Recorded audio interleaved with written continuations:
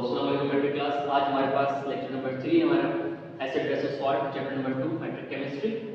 उसमें हम डिस्कस करेंगे लेविस के बारे में, लेविस के एसिड और बेसिक कॉन्सेप्ट के बारे में।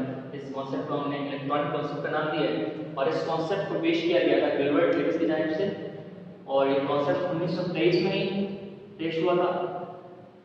और इस कॉन्सेप्ट के मुताबिक एसिड और बेसिस के बारे में हम डिस्कशन करते हैं। तो एसिड क्या होते हैं?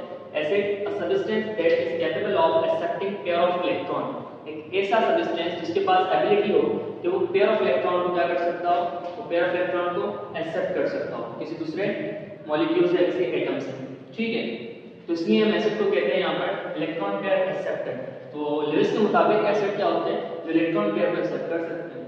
और उसके बाद जो हमारे पास सेकंड इज बेस। तो base is substance that is capable of donating pair of electron. Base एक ऐसा सब्सटेंस जिसके पास कैपेबिलिटी हो कि वो डोनेट कर सके पेयर ऑफ इलेक्ट्रॉन को। ठीक है, एक सब्सटेंस या कोई एटम अपने जब इलेक्ट्रॉन पेयर को डोनेट कर देता है तो वो लेविस के मुताबिक बेस कहलाता है। और इस कॉन्सेप्ट को हम इलेक्ट्रॉन पेयर डोनर कहते हैं। बेस के लिए इलेक्ट्रॉन पेयर डोनर और एसिड के लिए इलेक्ट्रॉन पेयर एक्सेप्टर। ठीक है, एग्जांपल देख लेते हैं हमारे पास।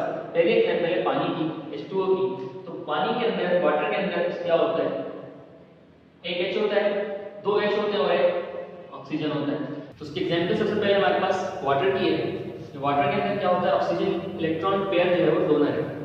ऑक्सीजन के बाद जब वो बॉन्डिंग करता है तो उसके पास एबिलिटी होती है कि इलेक्ट्रॉन्स को डोनेट कर सके। उसके पास नॉन पेयर्स मौजूद होते हैं। ठीक है, अगर आप इसके लास्ट शेल की कॉन्फ़िगरेशन देखते हैं तो लास्ट शेल को देखते हैं तो लास्ट शेल के अंदर कितने इलेक्ट्रॉन्स आते हैं? 6 इलेक्ट्रॉन्स आते हैं, जिनमें से 2 से वो बॉन्डिंग कर लेता है, बाकी जो 2 पेयर्स हैं इलेक्ट्रॉन्स के वो बच गए।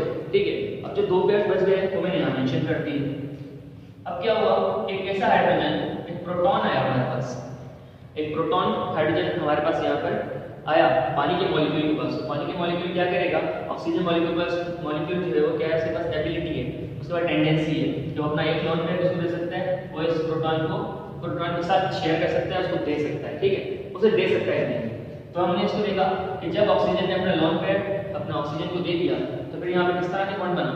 एक डेटिव बॉन्ड की फॉर्मेशन हुई, जो हमने 9th क्लास में डिस्कस किया था, dative bond.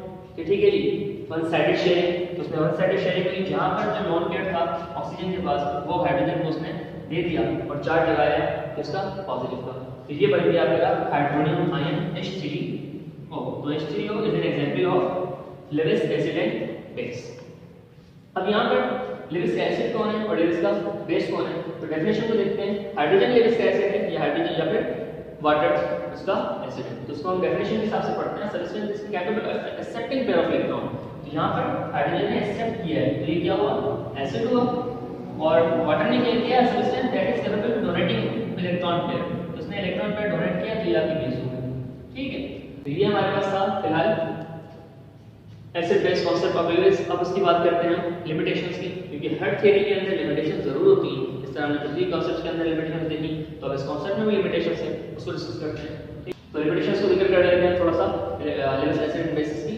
It could not explain the release of energy during formation of covalent bond. कि जब भी कोई कोवैलेंट बॉन्ड आपका फॉर्म होता है, जब भी कोई कोवैलेंट बॉन्ड बनता है तो उसके दरमियान जो एनर्जी खारिज होती है या एनर्जी जो जज्ब होती है उसके बारे में कोई जिक्र उन्होंने नहीं किया। ठीक है, दूसरी चीज, इट कुड नॉट एक्सप्लेन या it could not clarify the shapes of molecule. ये शेप्स ऑफ मॉलिक्यूल को क्लैरिफाई नहीं करता है कि शेप ऑफ मॉलिक्यूल किस तरह होता है। जब कोई बॉन्ड बन रहा है जाहिर सी बात है उसका नया शेप बन रहा होगा। ठीक है, तो वो शेप किस तरह का होगा, कैसा होगा, उसकी डिस्कशन भी उन्होंने नहीं करी, उसको भी क्लियर नहीं कर पाया इस कांसेप्ट को।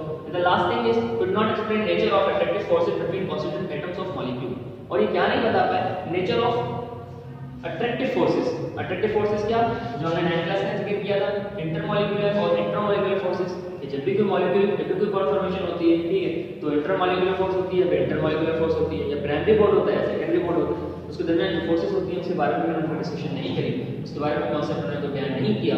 सो this is the limitations of electronic concept given by Lewis acid, Lewis JN Lewis. तो होपफुली आपको समझ आया होगा। इंशाल्लाह नेक्स्ट लेक्चर के अंदर आपसे मुलाकात होगी। तब तक ये ख्याल रखिएगा। अल्लाह हाफिज़।